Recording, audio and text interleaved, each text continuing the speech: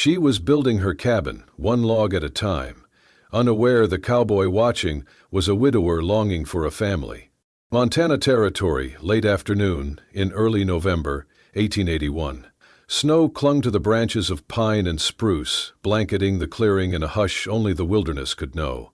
The skeleton of a small cabin stood half-finished, its log walls rough but steady. Wind whispered through the gaps in the wood, carrying the scent of pine sap and winter's approach. "Miss, I thought this place was abandoned, but clearly I was wrong." The voice came from the tree line, low and calm, with the faint drawl of a man who had spent years with horses and silence. Eleanor Sullivan straightened slowly, one hand braced against her lower back, the other gripping the handle of her hammer. She turned to find a man on horseback watching her from just beyond the clearing, his bay gelding pawing at the frosted ground. Eleanor's heart kicked against her ribs. She had not seen another soul in over a week, not since the Kowalskis brought her a sack of flour and a warning about early snow. Her eyes narrowed. "This land is mine. If you're lost, head back west. There's nothing for you here." The man tipped his hat. "I mean no trouble, ma'am. Just riding the boundary line of my family's ranch. Name's Clayton Hartwell. Circle H, 10 miles north." He paused, eyes flicking from the half-built cabin to the worn gloves on her hands. "Didn't expect to find someone. Building alone." Eleanor's gaze didn't soften. "I prefer it that way." Clayton dismounted with practiced ease. He led the horse a few steps closer but kept a respectful distance, boots crunching lightly over frozen grass. "No offense meant, just most women don't do this kind of work." He glanced at the wall frame, then at her belly. "Especially not in your condition." "I didn't come here to fit most women." Eleanor lifted the hammer again, struck a nail with sure, even force. Her breath steamed in the cold air. "I came here to start over." Clayton watched her a moment longer, then stepped back, raising both hands slightly as if to show he held no threat. "Fair enough. Just thought you might need help with something heavy. Carrying a child and a cabin at the same time, that takes grit." "I've got grit. What I don't have is time for charity." She turned, lifting another log plank into place. Her movement was slower now, heavier with the child growing beneath her ribs. But she didn't waver. "So if you're offering pity, take it back to Circle A." Clayton studied her. There was defiance in her posture, yes, but something else too. Weariness hidden behind pride. He didn't see a woman breaking. He saw a woman holding everything together with nothing but will. "Not pity," he said finally, "just respect." Eleanor didn't respond at first. She hammered in silence until the plank held fast. Then she looked at him, truly looked. The man had the bearing of someone raised with comfort, but there were lines at the corners of his eyes that spoke of loss. His clothes were clean, but his hands were calloused. And there was something in his expression, a flicker of something she hadn't seen in a long time. Understanding. "I've had enough of people who want to fix things," she said, her voice softer now. "I'm not broken, just building." Clayton nodded, understood.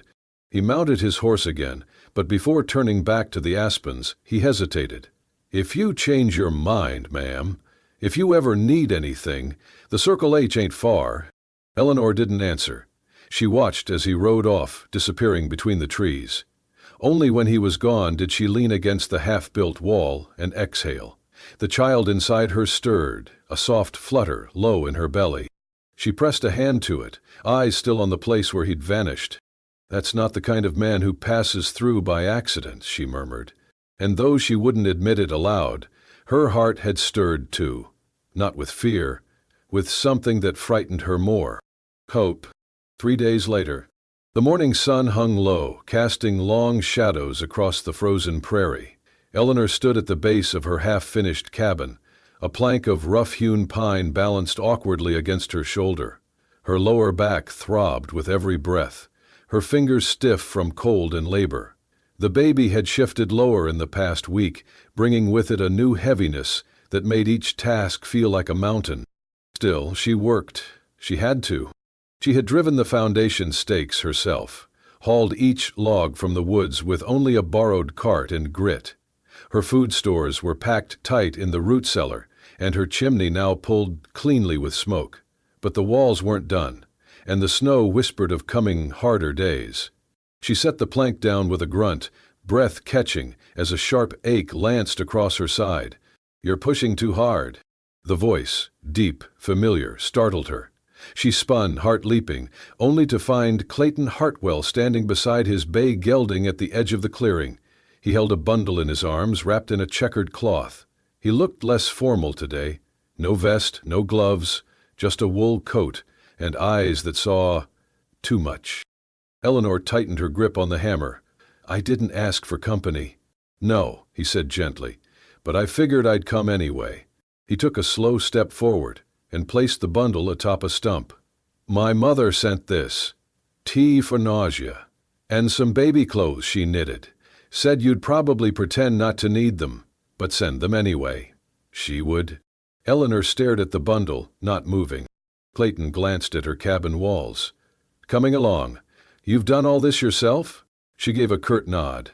"Every nail." "Impressive." He looked at her belly, then at her hands. "Painful, too, I imagine." Eleanor folded her arms, bracing herself against the cold and something warmer she didn't want to feel. "Why are you really here, Mr. Hartwell? Slumming? Or just gathering stories to tell your mother?" Clayton's gaze didn't flinch. "I came because I wanted to, and because I don't like the thought of you working through the pain, alone, when it doesn't have to be that way. I'm not a charity case. I never said you were." She stepped forward, voice tight. "You don't know me. You don't know what I've been through. Men like you offer help like it's some kind of blessing, but it always comes with a price, expectations, judgments." He didn't speak at first, just let her words hang there in the morning frost. Then, softly, "Some people offer help not because they think you're weak, but because they admire your strength." Eleanor blinked, caught off guard. Clayton continued, quieter now. "I've seen a lot of people fold under less than what you're carrying.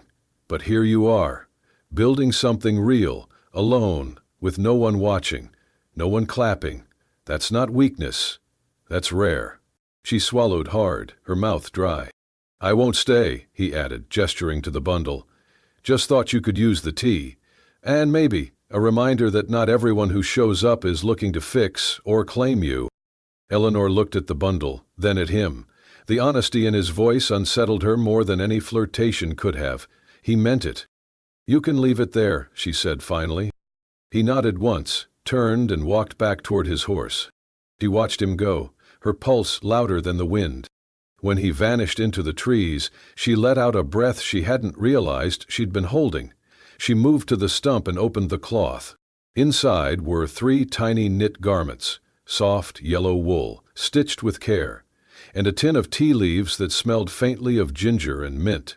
For the first time since she'd arrived in Montana, something in her chest cracked, not enough to fall apart, just enough to feel. 1 week later, the wind had picked up again, slipping through the cracks in the unfinished cabin walls, rattling loose nails like bones in a sack. Eleanor sat beside the hearth, if it could be called that yet, where stones marked the future outline of a fireplace. Her hands were red from handling lumber, her breath clouding in front of her face. Clayton knelt across from her, setting another log near the growing stack. They had worked all morning, side by side. No declarations, no unnecessary words. Just the rhythm of hammers and the occasional breathless laugh when a board refused to fit and splintered in protest. He handed her the canteen. She took it without hesitation now. "You work like a man twice your size," he said, wiping sawdust from his sleeves. "I had to," she replied, staring into the wind-dancing embers of a fire barely holding on. "I didn't have the luxury of waiting for someone else to save me." He sat beside her, pulling his coat tighter. She did not look at him when she spoke next. "I was married, in Boston, proper ceremony, ivory gloves, roses, the whole show." He walked out 6 months later, said the child wasn't his. Clayton turned his head slowly, his eyes unreadable. "I never told him the truth," Eleanor continued, "that the child was his, that the dates lined up. Didn't see the point. He left before I could even say the words." Silence pressed between them. She exhaled. The divorce papers. They were never filed, not fully. Legally, I'm still his wife. He was quiet for a long moment. Then, that's a hell of a weight to carry. Eleanor let her gaze fall to the boards beneath them. It's not something I lead with. Out here, people already look at me like I'm damaged goods. Adding legally married doesn't exactly inspire confidence. Clayton gave a quiet nod. People are quick to judge what they don't understand. She glanced sideways. You haven't asked if I still love him. No, he said softly. I figure if you did, you wouldn't be here. She blinked, once, then twice. Her throat tightened unexpectedly. What about you? She asked, voice barely above the wind. You don't strike me as the type who rides alone just for the peace and quiet. He looked toward the snowy hills. Her name was Sarah. My wife. We married young. Too young, maybe. She liked to race horses. Took a gelding too fast one morning and broke her neck on the ridge east of our ranch. Eleanor's heart stilled. I found her myself. I was 28. That was 5 winters ago. Since then, I ride, I mend fences, I keep to myself.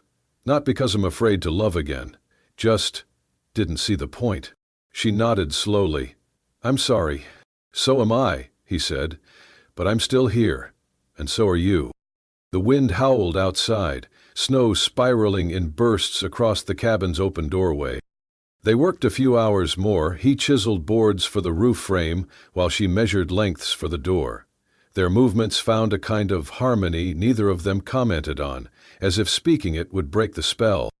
When the sun dipped behind the peaks, casting long violet shadows across the valley, they sat again, this time on the half-finished porch. Eleanor wrapped her shawl around her belly, her gloved hands trembling slightly from exertion. Clayton offered his coat. She refused it. But after a beat, she said quietly, It feels safer to do everything alone. But maybe it's just lonelier. Clayton looked at her, not with pity, not with possession, just something steadier, warmer. Maybe, he said. And the wind for once passed softly through the timber walls, as if deciding for that moment not to push them apart. Late autumn, wind curling through the valley, bringing whispers with it. By the time the first frost glazed the tall grasses around Eleanor's cabin, the wind carried more than just cold. It carried voices, fragments of rumors, laced with curiosity and judgment, drifting into town with every passing wagon. They talked about a woman alone in the wilderness, too proud to accept charity, too stubborn to fit into society's mold. But more than that, they talked about the visits, about Clayton Hartwell, about a respected rancher's son, seen too often riding south, staying too long near a half-built home, and a woman who wore her shame like armor. Eleanor had heard whispers at the general store in Willowbrook when she traded eggs for flour. The clerk's polite smile was tight-lipped now. The Kowalskis, kind as they'd been, had grown cautious, their questions more clipped. She pretended not to notice. Until one cold morning, with the ground hard beneath her boots and the air sharp with pine and secrets, a carriage she did not recognize rolled into her clearing. The woman who stepped out moved like someone raised to rule a room. Her coat was imported wool, her gloves lambskin, her hair pinned in an elaborate twist that spoke of servants and salons. Miss Sullivan, the woman said crisply, adjusting her skirt as she surveyed the modest porch. I am Victoria Morrison. I imagine my name has reached you, if not formally. Eleanor did not speak at first. She straightened, placing her hand instinctively over her swelling belly. I know of you, she replied, voice calm. Victoria's gaze swept over the cabin, the sawdust, the unpainted walls. Then it settled on Eleanor. Then I will be brief. This arrangement, whatever it is between you and Mr. Hartwell, needs to end. Eleanor lifted her chin. There is no arrangement. Then end the association. He visits often. People talk. His family name is being dragged through every parlor in Willowbrook and beyond. I never asked him to come. But you never sent him away either, did you? Victoria's smile was tight, brittle. You let him stay. You let him help. And now my fiancé is hesitating to set a wedding date, while the town wonders if he's fathering another man's child. Eleanor's heart pounded, but her voice held steady. He's a free man, Miss Morrison. I have not seduced him, nor do I seek his name or fortune. No, just his attention, his time, his reputation. Victoria stepped forward. You think I am heartless, that I do not understand hardship. But I do. What I do not accept is allowing a scandal to blossom in plain sight while good men lose their standing because of misplaced chivalry. Eleanor felt her nails dig into her palms. I built this cabin alone, she said. Split my own firewood. Sewed clothes for a child who will never know the comfort of legitimacy. I've asked nothing of your fiancé but kindness. I've kept to myself. Not enough, Victoria snapped, because your presence still haunts him, and your silence lets the world imagine the worst. She drew a breath, cold mist curling from her lips. Leave. Sell the land, go east, or vanish into some other town that will take a woman with your situation. But do not stay here. Not where he can see you. Not where his future is being whittled down, one scandalous story at a time. Eleanor felt the heat rise in her face. You do not own him. But I know how this world works, Victoria said. Men fall in love with ideas. Romantic fictions about strength wrapped in suffering. But they marry respectability. They marry the path of least resistance. She stepped back. Make it easier on him, on all of us, before this ends worse. When the carriage wheels vanished into the forest and the silence returned, Eleanor stood unmoving. The cold bit through her shawl. Her breath came ragged. Later she would sweep the porch, restack the logs Clayton had chopped last week. She would boil tea and feel the baby kick beneath her ribs. But for now she stood on that porch, her body aching and her heart heavier than any lumber beam she'd lifted. She looked out into the wild that had become her only refuge. Then she whispered to no one, Am I destroying the only good man who ever looked at me without pity? Early winter. Snowfall steady, the earth hushed beneath a quilt of white. The storm came quietly but steady. Snow clung to the trees like lacework, and the chimney smoke curled in silence above Eleanor's cabin. She sat by the fire, her hands wrapped around a tin cup of tea that had long since gone cold. It had been days since Victoria Morrison's visit, days since those sharp words had carved through her defenses and left behind something far more dangerous than fear, doubt.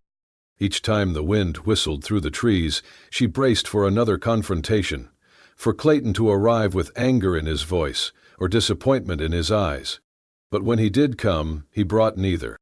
The hoofs reached her ears before the knock did, deliberate, familiar. She opened the door before he could raise his hand to knock.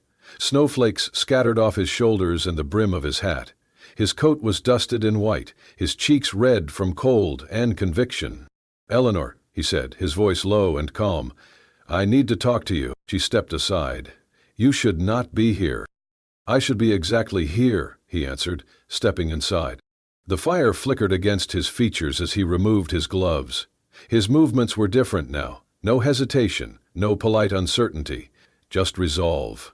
She stood near the hearth, arms folded over her belly, as if trying to shield both herself and the life inside from what was coming. I went home, he began, and told my father the engagement's off. I told him I would not marry Victoria Morrison, that I would not be shamed into building a life I do not believe in. Eleanor's breath caught. He was furious, Clayton said simply, threatened to cut me off, called me a fool, but I did not back down. Clayton, she began, but he raised a hand. I'm not telling you this to impress you. I'm telling you because you need to understand. This is not about pity, or rebellion, or some romantic fancy. He stepped closer, his voice gentling. This is about choosing what is real. You, this place, that child. I've seen more truth in the way you hold a hammer than I have in every ballroom conversation of my life. Eleanor blinked, her throat tightening. You cannot throw your future away on a scandal, she whispered. I'm not throwing anything away, he replied. I'm building something new.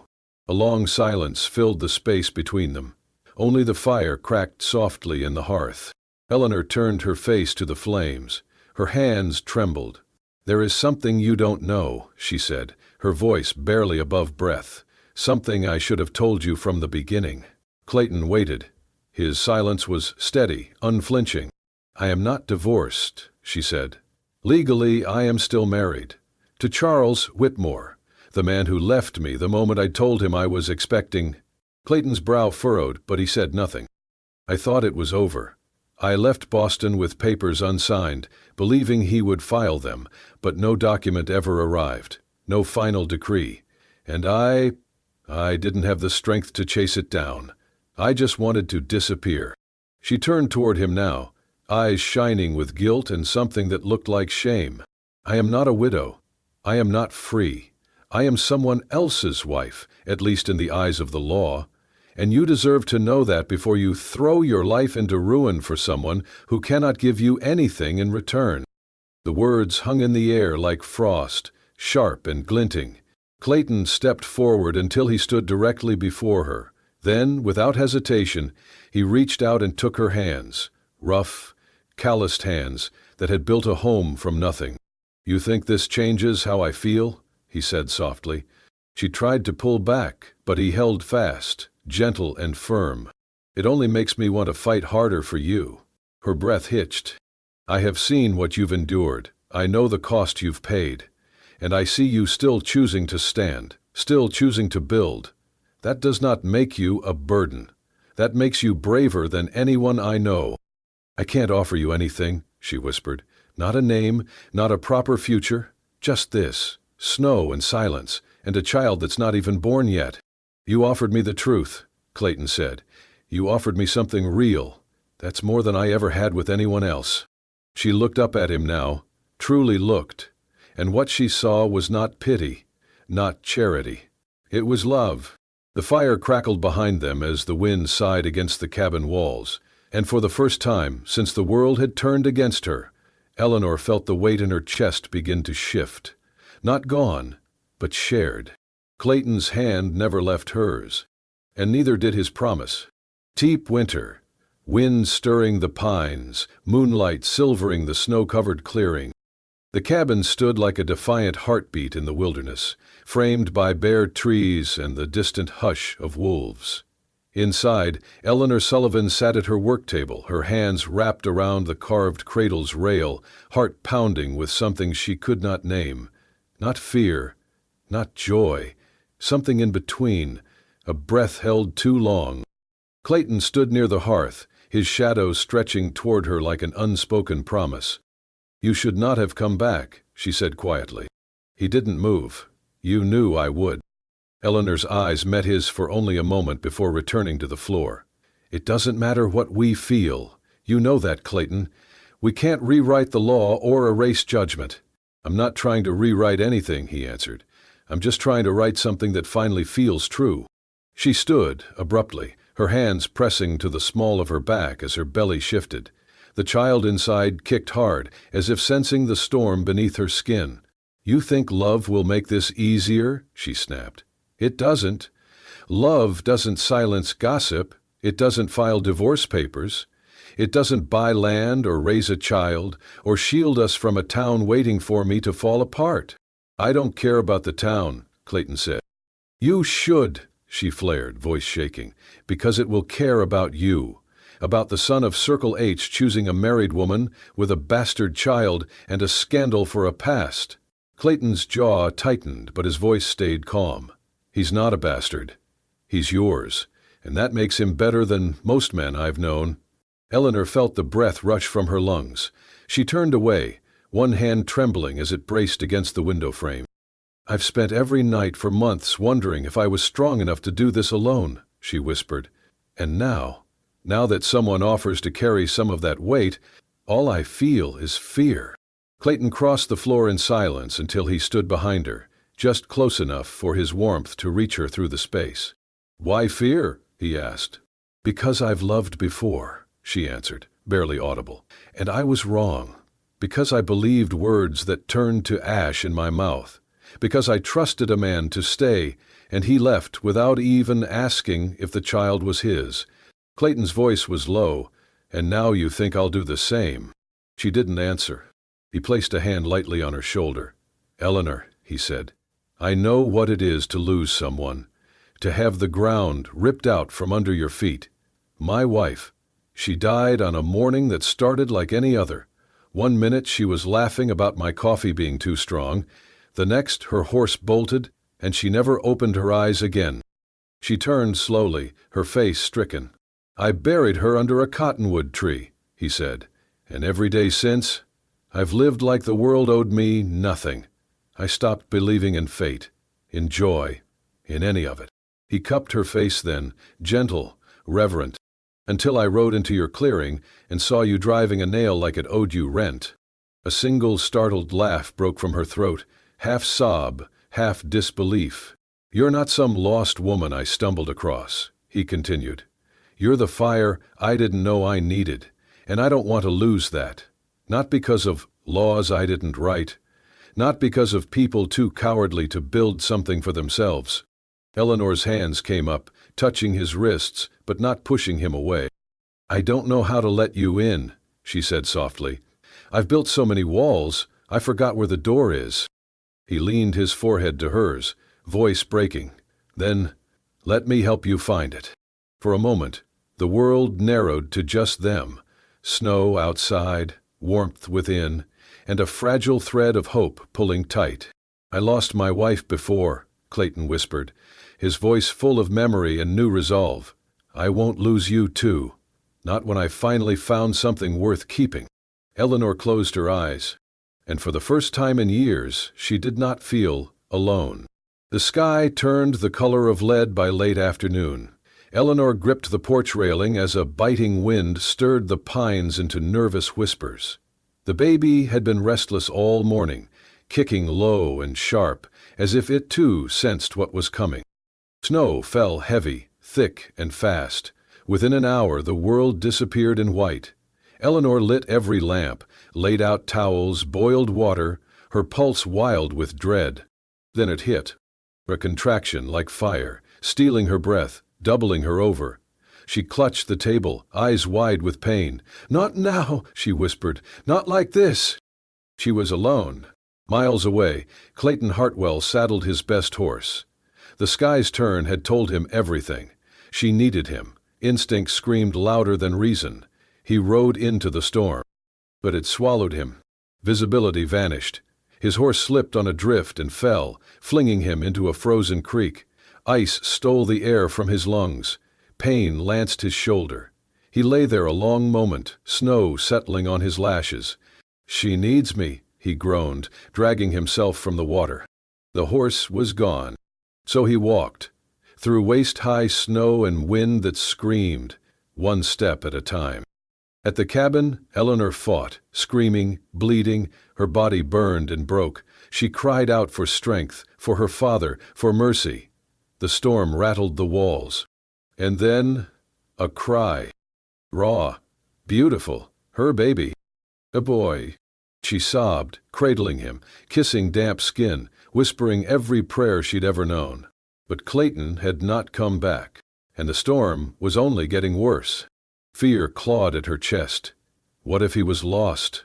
What if she had survived this moment, only to lose the one man who had seen her not as a burden, but as something worth loving? She rocked her son with tears falling silently. "You'll be safe," she whispered, "even if it's just me." A knock, faint. Then again, firmer. She froze. The door opened. Clayton stood there, soaked in snow, blood on his shirt, face pale with pain. "Clayton!" she gasped. He stumbled inside, dropped to his knees near the fire. Steam rose from his coat, his breath came shallow. And then he saw the baby. Their eyes met. No words. He reached out, hand trembling, brushing the tiny fist at her chest. "Looks like you've already built a family, Miss Sullivan," he murmured. "Mind if I join?" Her throat closed. She could have said no, should have, maybe, but instead she shifted the baby into his arms. "Only if you're sure," she whispered. "I've never been more sure." Outside, snow kept falling. Inside, a new kind of warmth took hold. A home, a promise. a beginning neither of them had dared to dream. And this time, Eleanor knew she was not alone anymore. The first sign of spring was not flowers or melting snow, but the soft give of the earth under Eleanor's boots. Mud welcomed her steps, birds began to sing again, and the scent of pine warmed in the sunlight. Inside the cabin, the fire still crackled, but warmth also came from laughter of two people who had once known only silence. Eleanor stepped outside with a bucket in hand, her newborn son cradled against her chest in a linen sling. Clayton knelt nearby, driving the first post for what would soon be the new kitchen. "This soil's thawed early," he called, glancing up with a grin. She smiled back. "Or maybe it knows we've got work to do." He stood, dusting off his hands. "Either way, we need more room, especially for that growing boy." They had named him Thomas. No grand declarations, just something steady and true. That afternoon, Eleanor sat at the table, signing a letter to a Boston law office, her official request for divorce from Charles Whitmore. Her hand trembled slightly as she sealed it. Clayton entered then, sawdust on his sleeves and sun in his smile. "You did it?" She nodded. Last piece of the past, sealed and sent. He kissed her forehead. "I'm proud of you." They did not celebrate with rings or a preacher, just a supper with the Kowalskis and a few neighbors. Eleanor made stew. Clayton hung lanterns. When the sky turned lavender, he stood and took her hand. "She is the strongest woman I've ever known," he said. "I thought I was coming here to help her, but she saved me." Eleanor smiled softly. "No rings, but plenty of roots." The guests toasted with tin cups. No one asked for documents. Out here, love was proven in firewood, not signatures. A week later, Eleanor stepped outside to see Clayton finishing the new kitchen door. She had asked what he was working on, but he only said to wait. Now, in the late light, she saw it. A horseshoe, shaped and smoothed, bolted as the handle. "Found it bent near the pasture," he said. "Thought it was scrap, but turns out it just needed shaping." She traced it with her fingers. "Like some people." He nodded. "Broken things can still carry weight, if they're strong enough." The wildflowers bloomed. Thomas grew. And one golden evening, Eleanor sat at her writing desk with a piece of her father's old blue stationery. She wrote, "Dear Pa, you said once that a home was not a place, but a feeling. I did not believe you then, but now I do. I built a cabin, hauled wood, shaped the roof, fought storms. I did it for me and my boy, but it took a stubborn cowboy with dusk in his eyes and a heart like yours to make it feel like home. We are not alone anymore. Love, your Eleanor." She folded the letter and placed it in her father's old tin nail box. Outside, Thomas laughed, his first real laugh. Clayton, fixing a fence post, looked up. Eleanor walked toward him, baby in arms, heart full. The wind carried the scent of pine and promise. Spring had come, and with it, everything she had never dared to dream. If you made it to the end of this story, if your heart clenched when Eleanor stood alone in the storm, if you saw a piece of yourself in Clayton's quiet vow, "I won't lose you too," then you already understand. Love in the Wild West was never given. It was built. From pine beams and calloused hands, from sleepless nights and silent prayers, from scars no one spoke of, unless someone stayed long enough to listen. If Eleanor and Clayton's journey moved you, if you believe love can survive law, loss, and snowfall, then hit subscribe and join us here at Wild West Love Stories.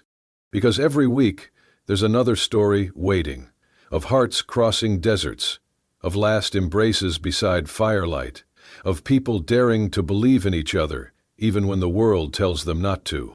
We tell the stories that slow your breath, that make you smile, that might just make you cry, and sometimes, if we're lucky, make you believe again.